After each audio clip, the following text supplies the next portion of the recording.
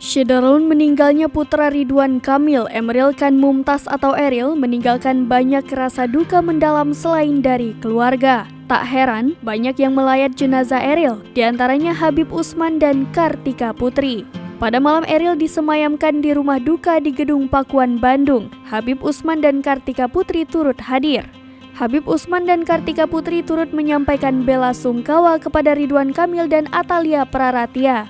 Selesai melayat, keduanya mengungkap kesaksian betapa wanginya jenazah Eril. Habib Usman, pendakwah itu mengaku takjub dan menyebut Eril meninggal syahid. Habib Usman menjelaskan keluarnya aroma wangi dari jenazah Eril merupakan ciri-ciri dari meninggal syahid. Terlebih, diketahui bahwa Eril meninggal karena tenggelam yang merupakan satu di antara macam dari kematian syahid akhirat. Menurutnya, hal tersebut suatu keberkahan sehingga mengeluarkan aroma wangi.